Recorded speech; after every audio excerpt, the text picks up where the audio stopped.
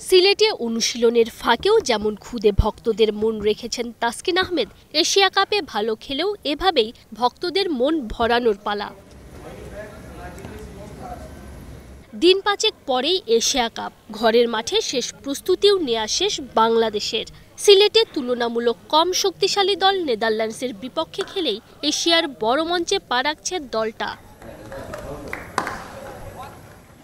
Asia কাপে group বিতে বাংলাদেশের সবচেয়ে বড় প্রতিপক্ষ আফগানিস্তান, যদিও একই গ্রুপে আছে শ্রীলঙ্কা আর হংকংও। টাইগাররা যখন ডাচদের বিপক্ষে ম্যাচ খেলেই প্রস্তুতি নিয়েছে, আফগানরা তখন সংযুক্ত আরব আমিরাতের স্বাগতিক আর পাকিস্তানের মতো দলের বিপক্ষে ত্রিদেশীয় সিরিজ খেলছে। এমনকি এক ম্যাচে পাকিস্তানকেও হারিয়েছে তারা। বছরখানেক আগেও বাংলাদেশ আফগানিস্তান ম্যাচে টাইগাররাই থাকতো ফেভারিট, তবে সময় এখন বদলেছে। ফলে আফগানিস্তান ম্যাচটাই যে বাংলাদেশের সবচেয়ে বড় পরীক্ষা সেটাও বোঝা যাচ্ছে।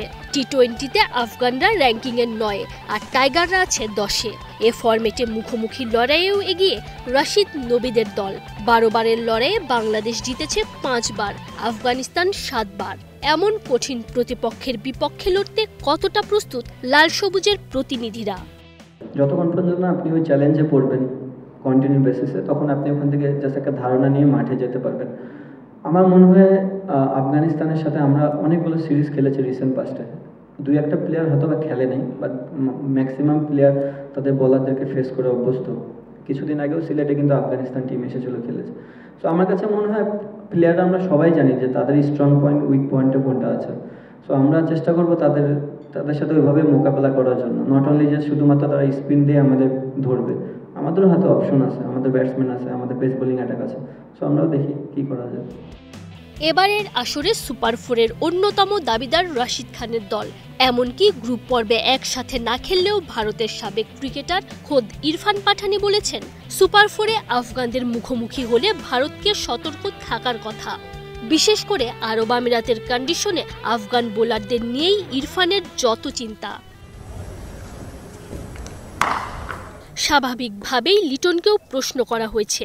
আফগানিস্তান বা শ্রীলঙ্কা চেনা প্রতিপক্ষ হলেও এশিয়া কাপের আগে নেদারল্যান্ডসের বিপক্ষে সিরিজ খেলা খানিকটা ব্যাকফুটেই কি রাখছে বাংলাদেশকে? টাইগার কাপ্তান অবশ্য সেটা একেবারেই মনে করেন না। এই মুহূর্তে আর কোনো দল ছিল না আসার জন্য বাংলাদেশে। যদি আসতো হয়তো বা ইন্ডিয়া আসতো, তখন আবার এই প্রশ্নের অ্যান্সার দিতেন আপনি, আপনারা হয়তো বেশি ভালো দল পেয়ে গেছেন, প্রস্তুতি কি ভালো হলো কিনা। দেখেন, এই ধরনের প্রশ্ন করলে অ্যান্সার দেওয়াটা খুব ডিফিকাল্ট। এখন যদি আমি বলি আপনারে আপনি ভালো সাংবাদিক না উনি ভালো সাংবাদিক, তাহলে জিনিসটা আপনার গায়ে লাগবে। ইন্টারন্যাশনাল ক্রিকেটে প্রত্যেকটা বড় দল, প্রত্যেকটা ভালো দল। সো আপনাকে সেম রেসপেক্টটা করতে হবে, এবং আমরা ওই রেসপেক্ট করে ক্রিকেট খেলি। আমরা চেষ্টা করি আমাদের কীভাবে ডে বাই ডে ইমপ্রুভ করা যায়। নিজের দল নিয়ে দারুণ আত্মবিশ্বাসী লিটন কুমার দাস।